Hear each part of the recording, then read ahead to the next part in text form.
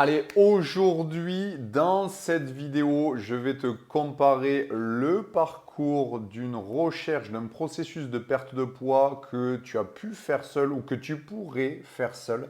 Donc, si tu as déjà essayé de perdre du poids il y a quelque temps ou un peu plus lointain, tu vas vraiment te reconnaître dans cette vidéo car aujourd'hui, le processus d'une perte de poids seul et même des fois accompagné pour 95% des personnes va être le même processus. Donc je vais te le décrire et tu vas voir, tu vas t'y reconnaître. Versus du coup le processus lorsque tu es accompagné par une personne qui est spécialisée dans ta problématique et dans les particularités personnelles que tu peux avoir. Par exemple, si tu es jeune maman, tu n'as pas la même perte de poids qu'une personne qui est ménopausée et qui a 60 ans, par exemple. Donc voilà, je vais te comparer vraiment les deux. Cette vidéo va durer à peu près 10 minutes. C'est de l'or en barre pour que vraiment tu comprennes qu'une perte de poids, c'est simple. Quand c'est bien orchestré, c'est simple. Et c'est pour ça du coup que je vais faire ce comparatif devant tes yeux et après que je te montrerai du coup des témoignages de personnes que je suis dans ma méthode. Donc déjà, hop, ce qu'il faut savoir, c'est que donc si tu commences une perte de poids par toi-même, ce processus simple du coup, donc tu vas mettre en place les premiers jours des trucs assez simples. Donc tu vas faire un peu plus attention. Tu te dis qu'il est important que tu changes, que tu rééquilibres ton alimentation. La vidéo que je suis en train de faire, c'est pour des personnes qui rééquilibrent. Je parle même pas de régime, d'accord? Mais vous allez voir que même le rééquilibrage, on en fait très souvent. Il y a un quiproquo et un amalgame entre rééquilibrage et privation. Et même une petite privation reste une privation quand même. Donc pour la plupart des personnes qui se remettent, qui font un rééquilibrage alimentaire, il y a toujours des privations et des restrictions. Donc tu vas commencer à mettre en place des choses comme de faire un peu plus attention. Tu vas supprimer certains aliments, comme par exemple tu as l'habitude de manger des chocolats, des bonbons, peut-être le soir ou à ta collation de 4 heures. Donc ça, tu vas commencer à le supprimer et tu vas essayer de soit les supprimer, soit les remplacer par d'autres aliments que tu considères plus sains.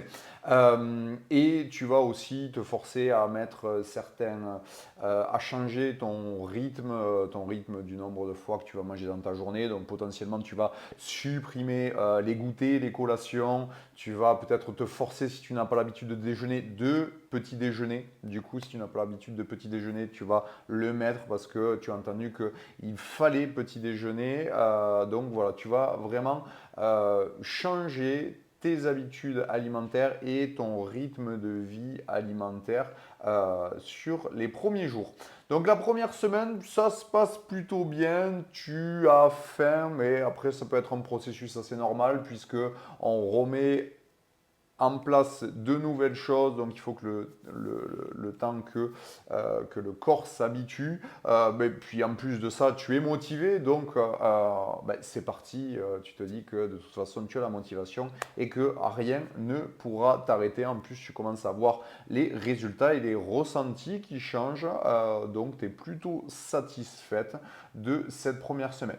Deuxième semaine, du coup, là, la fatigue commence un peu à se sentir, mais tu continues à voir la balance bouger. Donc, voilà, tu es quand même contente, mais tu te dis que tu voudrais que ça aille plus vite, puisque quand même le rythme que tu as mis en place te convient, mais sur du moyen long terme, c'est pas quelque chose que tu as envie de perdurer. Donc, et puis tu commences à voir les premiers résultats, tu as envie d'accélérer un peu les choses.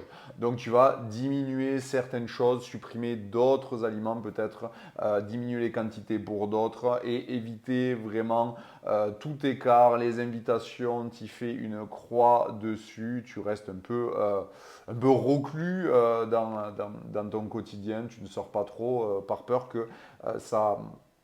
ça fasse un peu foirer tes résultats obtenus sur les 2 premières semaines. Donc la troisième semaine, là, ça commence à se gâter. Donc là, je prends vraiment l'exemple des personnes que j'accompagne, hein, du coup, des mamans en post-grossesse. Tu commences à ressentir ton cycle arriver et du coup, il y a ben, la fatigue déjà de ton quotidien, surtout si tu es un nouveau-né. Potentiellement, tu allaites aussi. Donc, il y a tout ça qui fait que les nuits sont assez chamboulées, le stress, le reste, surtout si en plus tu t'es remis à travailler depuis peu. Donc voilà, là on commence vraiment à rentrer dans le dur. La fatigue s'y met parce que du coup tu ne donnes pas les bons nutriments à ton corps puisque tu as supprimé pas mal de choses ou tu as diminué les quantités sans savoir ce qu'il fallait diminuer. Donc la faim commence vraiment aussi à devenir gênante et souvent ça va de soi, le stress, la fatigue et la faim, c'est un triptyque. Les enfants sont de plus en plus épuisants. En plus, comme tu es un peu plus stressé, tu as du mal à les supporter. Et je te comprends parce que des fois, c'est pas tout le temps évident. Mais voilà, ça commence à peser sur le moral et puis tu commences à voir que ces nouvelles habitudes vont pas vraiment te convenir, même sur du moyen terme. Donc, tu commences à te poser des questions. En plus, sur la balance, potentiellement, ça bouge moins bien que sur les 2 premières semaines.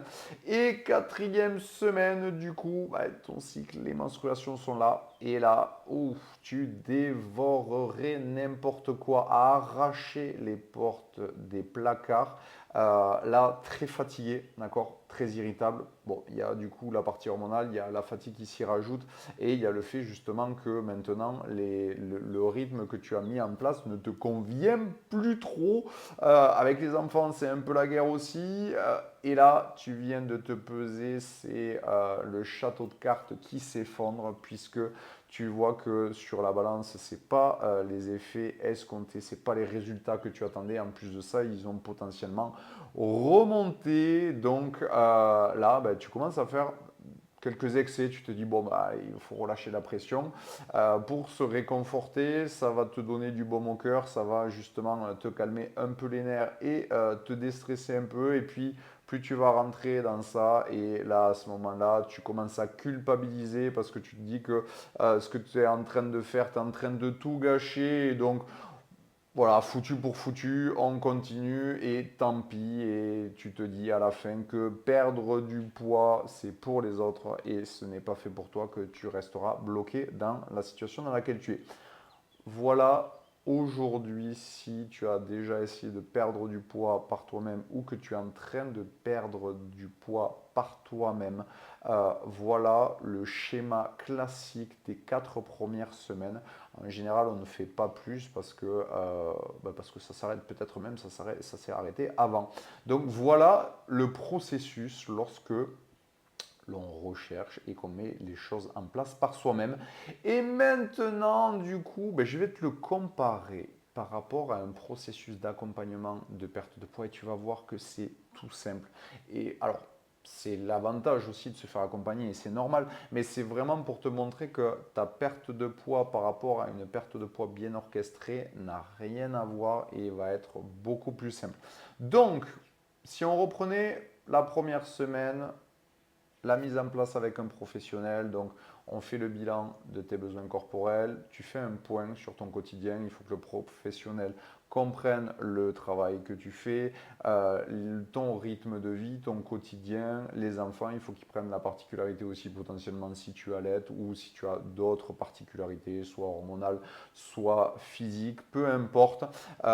Et là, on met en place du coup différents outils par rapport à tes besoins qui auront été calculés et par rapport à ton quotidien. Il est ultra important que les outils doivent correspondre aux particularités de la personne. C'est pour ça qu'aujourd'hui, lorsque tu décides de te faire accompagner, il faut que la personne s'occupe exclusivement ou en priorité des problématiques que toi tu rencontres et surtout qui s'occupe de personnes qui te ressemblent, qui ont exactement le même quotidien que toi. Pourquoi? Parce que chaque perte de poids est différente à différentes tranches d'âge. Et en plus de ça, les pertes de poids, si je te prends la perte de poids post-grossesse, est quelque chose de très singulier aussi bien dans sa partie physique que psychologique. Il est du coup important d'avoir les outils qu'il faut pour pouvoir y répondre au mieux. Donc quand tout ça est mis en place, la première semaine se passe bien. Tu redécouvres une alimentation proche de celle que tu avais, puisqu'aujourd'hui, il est important que tu gardes les mêmes habitudes et que les réglages se fassent par rapport à ce quotidien alimentaire et ton rythme de vie. Tu vas te sentir mieux, plus énergétique, moins gonflé. Ça, c'est les premières choses que tu vas ressentir sur les premiers jours. Et les outils vont te permettre de prendre conscience que bien manger, ben, ce n'est pas du tout compliqué et ça ne prend pas plus de temps. Si ça te prend du temps de bien manger, c'est que tu ne fais pas bien les choses ou que le professionnel ne t'aiguille pas bien. Il est important que ça ne te prenne pas plus de temps que ça et que ça ne chamboule pas tout ton quotidien. Et ce qui te permettra déjà, dès la première semaine, de perdre plus d'1 kilo. Deuxième semaine, du coup, ça continue sur la même lancée, tu es plus à l'aise, tu arrives à déjà visualiser les quantités, tu comprends comment ça fonctionne, tu es super content car ben, les repas sont les mêmes pour tout le monde, tu ne fais pas à manger pour différentes personnes, pour tes enfants, pour monsieur, non, tout le monde mange la même chose avec des quantités un peu différentes.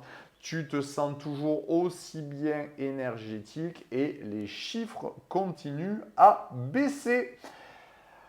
Troisième semaine, tu continues à perdre du poids et tu as vraiment trouvé là maintenant un équilibre entre la semaine et les week-ends, puisque c'est souvent la chose qui fait peur, c'est qu'on a toujours du mal à trouver cet équilibre-là. Là, avec les connaissances, avec les habitudes et l'expérience que tu vas en avoir, tu vas trouver justement cet équilibre entre te faire vachement plaisir le week-end et la semaine rééquilibrée par rapport au week-end pour trouver un équilibre global à ta semaine.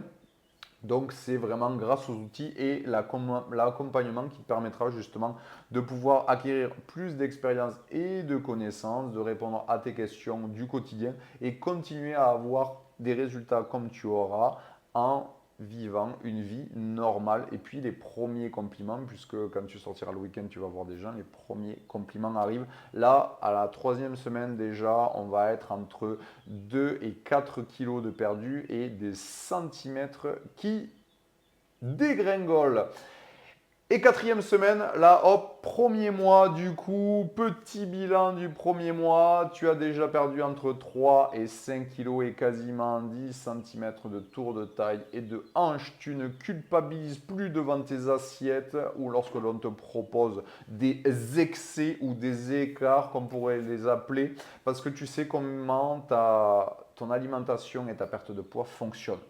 Tu commences à remettre des habits que tu n'avais pas touchés depuis des mois ou des années. Et là, entre le poids qui bouge sur la balance, le fait de pouvoir remettre une garde-robe que tu voulais absolument remettre et que tu n'avais plus remis depuis des mois, et d'avoir un quotidien qui te convienne et de voir que tout est possible, tu as un esprit de gagnante. Voilà, et plus rien ne peut t'arrêter. Voilà aujourd'hui comment du jour premier jusqu'au jour 30, le chemin se fait lors d'un accompagnement et je n'invente rien puisque je te montre par exemple la discussion que j'ai pu en avoir avec Mathilde du coup qui hop. Donc Mathilde qui est rentrée dans la méthode il y a un mois tout juste, donc du coup alors un peu plus d'1 mois. Donc là, on était à 7 semaines, donc un peu plus d'1 mois, on est quasiment à 2 mois. Mais en 7 semaines, Mathilde a perdu 8 kilos. Et comme tu peux le voir sur la discussion tout en bas, donc je suis arrivé à mettre un short devant les autres, chose qui ne m'était pas arrivée depuis des semaines. Voilà, donc Mathilde, c'est une jeune maman qui m'avait contacté et qui était bloquée dans sa perte de poids. Et là, on peut voir que déjà en 7 semaines, 8 kilos de perdu, dessus, je te laisse imaginer. Sur les mensurations, je les ai pas là sur la totalité de ces mensurations, mais c'est ultra important aussi. Donc félicitations à elle aussi pour ça. Je te prends aussi du coup la conversation avec Christelle. Christelle, tout simplement Christelle, qui, donc là, tu as le petit tableau qu'elle m'avait envoyé en screen. Christelle, c'est tout simplement 7 kilos de perdu en 7 semaines. Et les mensurations, on est à moins 15 cm de tour de hanche. Et tu peux voir que cette personne, donc Christelle, que tu rencontreras potentiellement si tu rentres dans la méthode, puisque c'est une des mamans qui fait partie de la communauté. Christelle qui fait actuellement du coup 112 kg et qui a commencé à 120, on pourrait se dire du coup c'est plus rapide, c'est plus simple. Et Mathilde, que tu as vu précédemment, fait 72 kg. Donc tu vois, c'est peu importe des profils, on peut avoir les mêmes résultats. Hop. Et du coup, je voulais te montrer, voilà, pour finir, du coup, tu vois, le petit message de Christelle. Oui, en comparant par rapport aux mesures du départ, c'est fou le chemin parcouru en si peu de temps. Donc voilà, aujourd'hui, tu vois, je te montre ces échanges que j'ai avec ces mamans-là pour te montrer que le schéma que on a vu précédemment ensemble, et que pourquoi je peux aussi bien en parler, c'est parce que en fait c'est mon expérience qui fait et le suivi pour lequel j'ai la possibilité de pouvoir te prédire ce qui va se passer le moment où tu es accompagné par les bonnes personnes. Voilà. Sur ce, je te remercie d'avoir regardé la vidéo. C'était une vidéo ultra importante. J'espère que vraiment elle va pouvoir t'aider. Et parce que souvent quand on a la tête dans le guidon, on n'a pas trop de recul sur ce que l'on fait. Donc là, je t'ai montré vraiment les deux possibilités de perdre du poids par soi-même ou d'être accompagné et la facilité qu'il peut y en avoir lorsque tu es accompagné. Je te dis à très très vite et bonne journée.